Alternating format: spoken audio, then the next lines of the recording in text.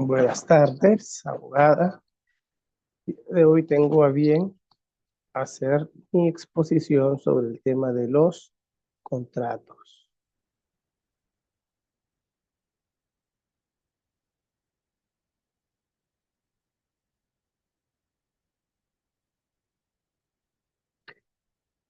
Siguiendo con la temática y las tareas de la clase de Derecho Romano, hoy hablaré sobre los contratos.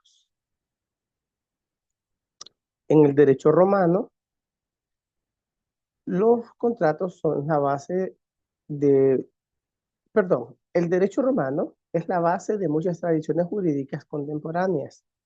Desarrolló un complejo sistema de contratos que sentó la base para la regulación de las relaciones y obligaciones de la sociedad. Los contratos en el derecho romano no solo eran vistos como un acuerdo entre partes, sino como instrumentos que reflejaban la voluntad y la confianza mutua con implicaciones legales claras. Desde los contratos que eran verbales, hasta los escritos, pasaban por aquellos que se formaban mediante la entrega de bienes. En el derecho romano se establecieron categorías y requisitos específicos que debían cumplirse para que un contrato fuera considerado válido. Es así que en esta evolución en la comprensión de los contratos, que abarcó desde el simple acuerdo hasta las complejas transacciones comerciales, resalta la importancia del principio de los pactos de deber cumplidos, que siguen siendo un pilar fundamental en el derecho moderno. Entonces, en ese sentido, el estudio de los contratos en este contexto no solo proporciona una visión de las prácticas legales de la antigüedad, sino que también ofrece valiosas lecciones sobre la naturaleza de las obligaciones y de la protección de los derechos de las partes involucradas.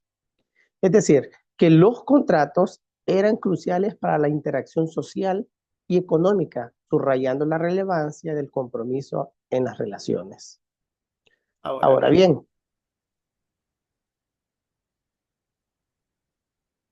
¿qué se ¿qué se entiende entiende por por acto acto jurídico? jurídico? El El acto acto jurídico, jurídico, el acto jurídico se define como una manifestación de voluntad destinada a producir efectos jurídicos, es decir, a crear, modificar, transferir o extinguir derechos y obligaciones. Pero para que un acto jurídico sea válido, debe cumplir ciertos requisitos. Uno es la capacidad entre las partes, que se refiere a la actitud legal que tienen las personas para ser titulares de derechos y obligaciones, así como para el actuar del tráfico jurídico. Por ejemplo, un mayor de edad está en la disponibilidad de ejercer cualquier acto jurídico, sin embargo, un menor de edad no. Imaginémonos que una persona le quiere comprar un bien a un menor de edad. Automáticamente, uno de los dos no tiene capacidad. ¿Esto qué quiere decir? Que deriva en que no se está cumpliendo con uno de sus requisitos. La otra es la existencia de un objeto lícito, que se refiere a la necesidad de que el objeto sea un acto jurídico. Es decir, puede ser un contrato y que este que sea legal y que no esté contrario a las normas de derecho o a la moral. De ejemplo, podemos colocar aquí el hecho de que una persona quiera vender un bien que no es propio.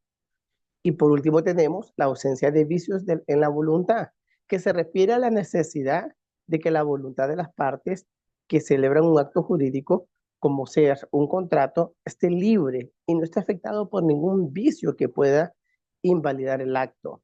Por ejemplo, que alguien quiera vender un bien, pero que esté obligado o amenazado de muerte para hacerlo. En esta ausencia de vicios, tenemos que rescatar que no exista error, dolo o la violencia. Error que no sea, que no dé lugar ni dé pie a equivocación alguna. Como la capacidad de las partes y la existencia de un objeto físico y la ausencia de vicios en la voluntad, así es el error, el dolo o la violencia. Ahora, ¿cuáles son estos ejemplos de actos jurídicos? Por un lado tenemos el contrato de compra-venta, que es el documento por el cual podemos adquirir un bien en posesión. Y por otro lado tenemos el testamento, que es la voluntad de una persona en vida que manifiesta a quién será acreedor una vez muerto él o faltando él, quién va a ser el acreedor de sus bienes. Hola, ¿cuáles son las características de los actos jurídicos? Las características de los actos jurídicos son tres. En este caso tenemos la voluntad, que es la intención del sujeto de realizar el acto. Y debe ser libre y no debe estar viciada por error, dolo, violencia o intimidación. Perdón. El objeto, que en este caso el objeto es lo que se busca alcanzar con el acto jurídico. Entonces, el objeto debe ser lícito, posible y determinado. Y por último, la causa, que es el motivo o la razón que justifica la realización del acto. La causa también debe ser lícita y no debe ser contraria a la ley. Revisemos cómo en la historia ha afectado el derecho romano en el tema de los contratos. Y cuando decimos afectado es que ha sido para bien. Dentro de la historia de los contratos en el derecho romano se remonta en la época de la fundación de Roma, alrededor del siglo 8 antes de Cristo. Y es que en sus inicios el derecho romano era rudimentario y se basaba principalmente en costumbres y prácticas sociales. Es decir, se tenía más la confianza entre las personas. Sin embargo, con el tiempo se fue desarrollando un sistema más formalizado y estructurado y que ha servido de base para muchos países en el mundo. Tenemos que esta historia tiene tres etapas. La primera, la arcaica, que durante esta fase los contratos eran simples acuerdos basados en la buena fe y la confianza. No existía formalidad alguna y los pactos se realizaban principalmente de una manera oral. Era más entre amigos, como si fuese un pacto único y exclusivo de palabra y se confiaba en los demás.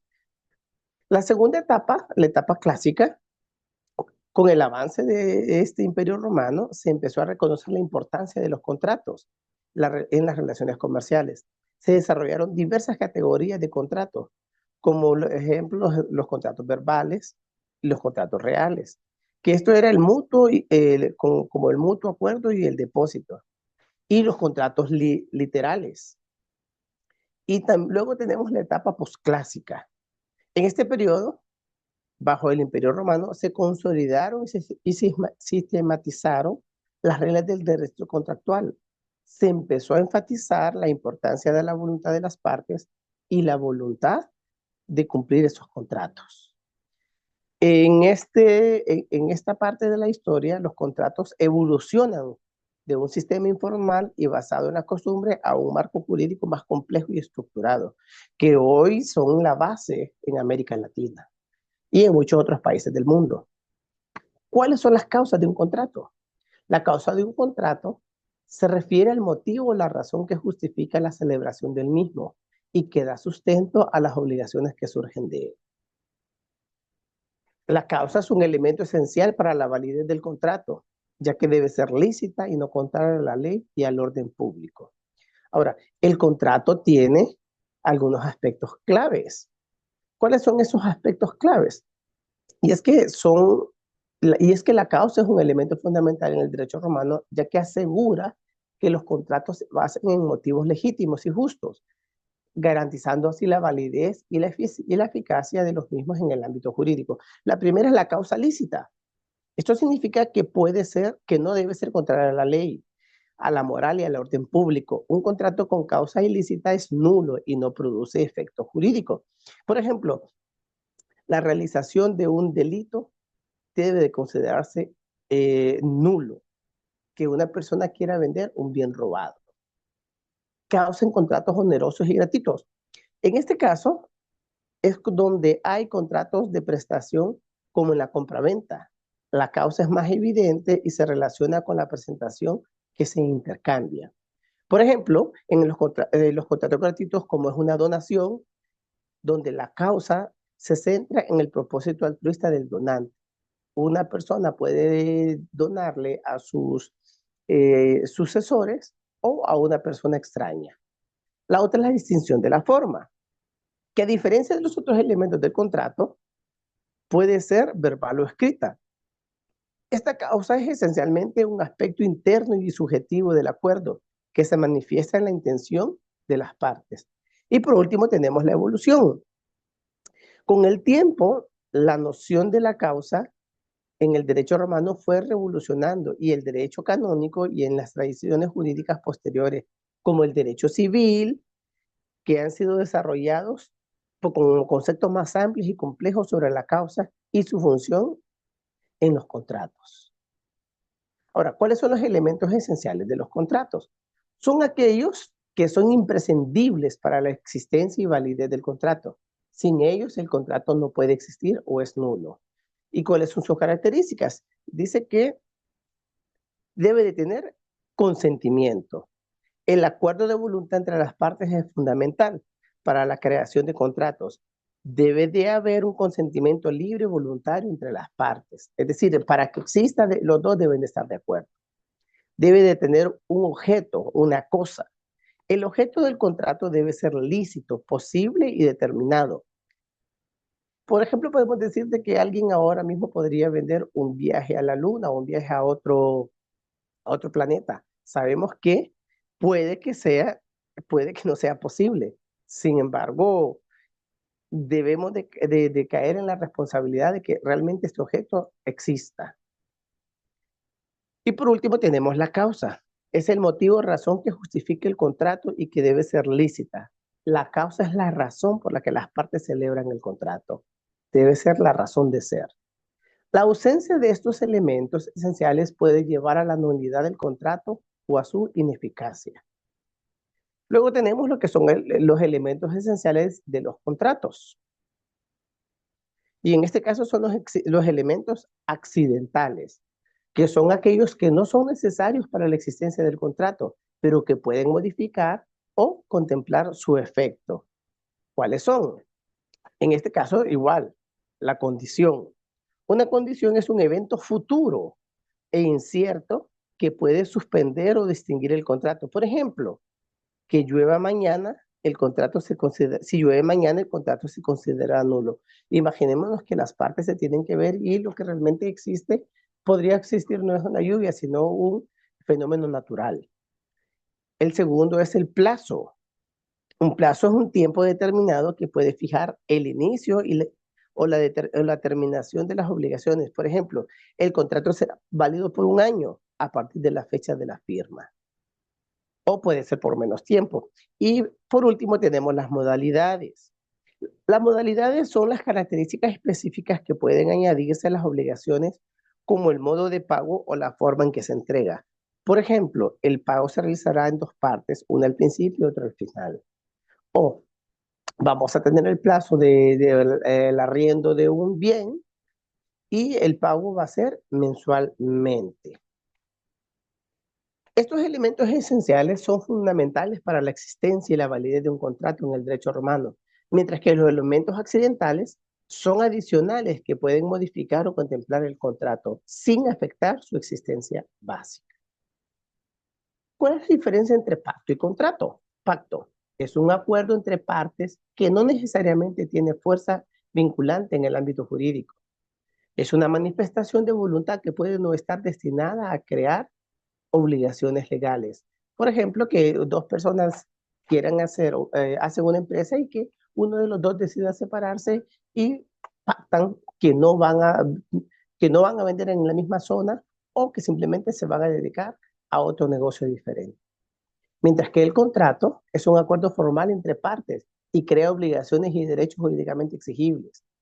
Se basa en el consentimiento, el objeto, la causa y está destinado a producir efectos legales. Por ejemplo, la compra y venta de un bien, en este caso, una casa. Diferenciemos entre el sujeto activo y el sujeto pasivo en un contrato. El sujeto activo es la parte que tiene el derecho a exigir el cumplimiento de la obligación establecida en el contrato.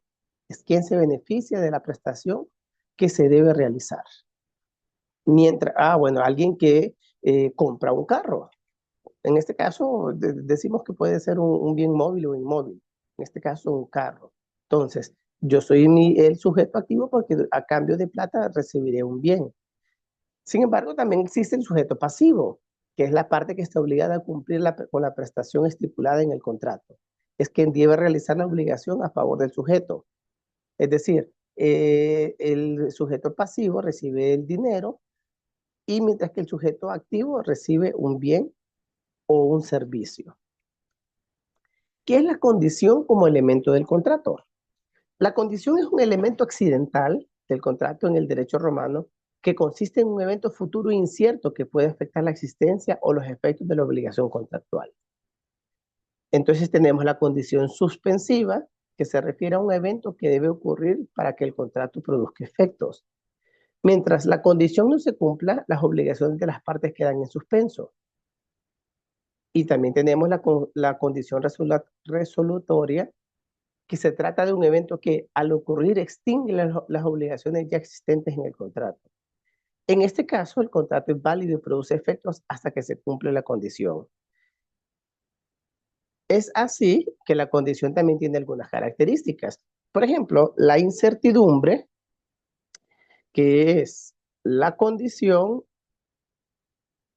que debe ser incierta. Es decir, no puede asegurar si ocurre o no. La característica de futuro, que debe referirse a un evento que sucederá en el futuro y tiene que suceder este evento para que se lleve a cabo. Y la característica, perdón, lícita. Es decir, que no puede estar en contra de la ley ni el orden público. No puede contradecir ninguna norma, ninguna ley. Hablemos de los vicios del consentimiento. Son defectos que afectan la voluntad de las partes al momento de celebrar un contrato, lo que puede llevar a que el consentimiento no sea válido. Tenemos al error, que se refiere a una equivocación sobre un aspecto esencial del contrato, como la identidad de la cosa o la persona involucrada, o sobre las características del objeto en el contrato. Ejemplo, si una persona compra un terreno creyendo que es uno en específico, pero en realidad es otro. También tenemos el dolo. En el caso del dolo es el engaño o la mala fe de una de las partes que induce a la otra a celebrar el contrato. Ejemplo, si un vendedor oculta defectos importantes en una casa, es decir, es inundable o no tiene, si llueve mucho, no tiene por dónde salga el agua o la tubería está dañada. Otro de los vicios es la violencia, que se refiere a la coacción o amenaza que obliga a una de las partes a consentir el contrato, privándolo de la libre voluntad. Es decir, que yo obligue a otra persona que me venda un bien a la fuerza. Y por último tenemos la lesión, que se refiere a una desproporción extrema entre la prestación de las partes que puede dar lugar a la anulación del contrato. Eso es una persona forzada a vender su propiedad por un precio muy inferior, que en consecuencia puede haber inclusive violencia. Los vicios del consentimiento son defectos que actúan y afectan la validez del consentimiento en los contratos. En el derecho romano se reconocían principalmente el error, dolo y violencia, y todos pueden dar lugar a la anulación de un contrato. Con esto termino la participación. Gracias totales.